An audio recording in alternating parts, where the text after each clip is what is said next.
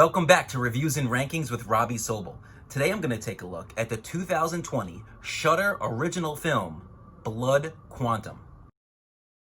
Blood Quantum is a 2020 Shudder original film, and it was directed by Jeff Barnaby and stars Michael Greyeyes, Forrest Goodluck, and Ella Masia Tailfeathers. It's no secret that over the last 10 or 15 years, the zombie subgenre of horror has been oversaturated and flooded with low-quality films. They're cheap to make and produced on low budget. They're using very shady CGI and weak-looking practical effects. The results are films that we really shouldn't even spend a minute talking about. However, I'm a big fan of zombie films, and I have been ever since I was a little kid. George A. Romero is my favorite director of all time, and his opening trilogy of zombie movies, Night of the Living Dead, Dawn of the Dead, and Day of the Dead, are absolute classics, and I would recommend them to not just horror or zombie fans, but just movie fans in general. Because of the COVID-19 lockdown and quarantine, I've been able to check out a lot of movies that I had never seen before, whether it's old movies, new movies, and crossing all different genres. Because I'm a big fan of zombie movies, I wanted to check out films that had always caught my eye, but I was never able to have time to actually watch. The latest zombie film that I wanted to bring attention to is the 2020 film that's streaming now on Shudder called Blood Quantum. Blood Quantum is a film about a Native American reservation where everyone is living peacefully and not bothering anyone else until one morning things change and start to get a little fishy. A fish is caught and gutted, but it's not killed as it starts to flap around and come back from the dead. Not long after this, the virus that affected the fish is now spreading to other people in and around the town.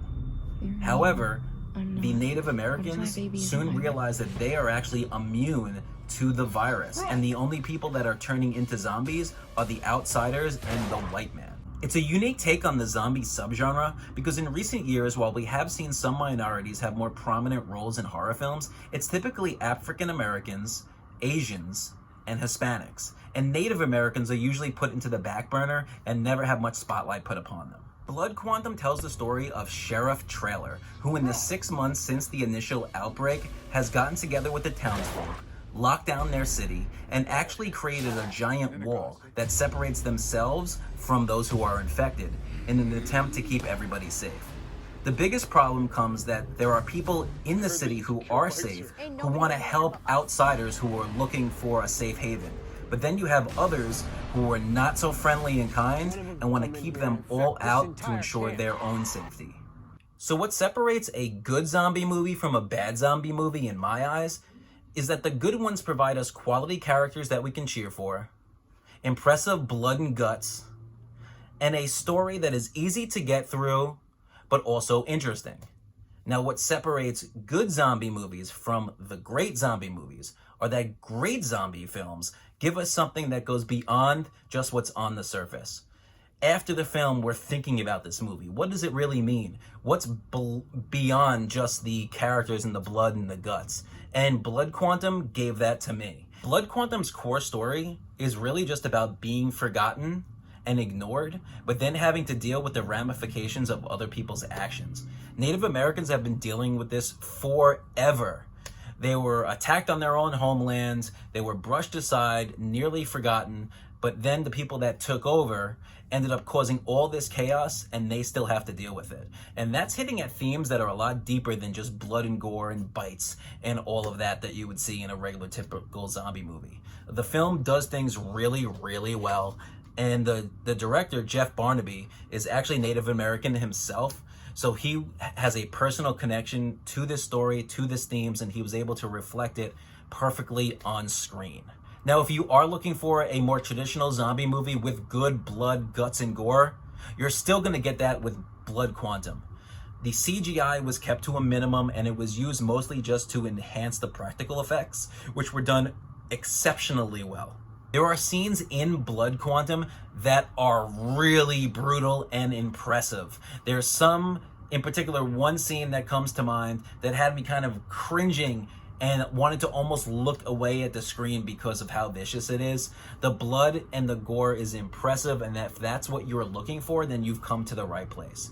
The acting was also pretty stellar, and I believe some of the people that were brought onto the film aren't even professional actors, but were brought in because they're Native Americans to keep the cast looking authentic, and they've done a really nice job.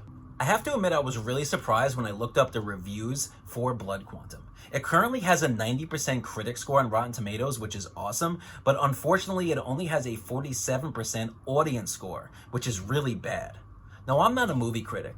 I'm just a film fan who likes to make videos and talk about them, so I would be typically categorized as an audience member. This time, I'm going with the critics. For me, is a 4 out of 5 movie, and I'd highly recommend it to you to hop onto Shudder for only $5 or $6 a month and give it a watch. In 2020, as we head into 2021, no one really knows what the future of the movie-going in-theater experience is going to be like. So that's why it's more important now than ever before to support independent films and filmmakers, especially from the comfort of our own home. Subscribe to Shudder, it's only $5 or $6 a month, and check out Blood Quantum. Thanks for checking out the channel, and I hope that you continue to do so. Hit the like button and subscribe for more future videos. I'll be having more movie reviews, trailer reactions, and movie hauls as I get them. Hope you guys have a great day.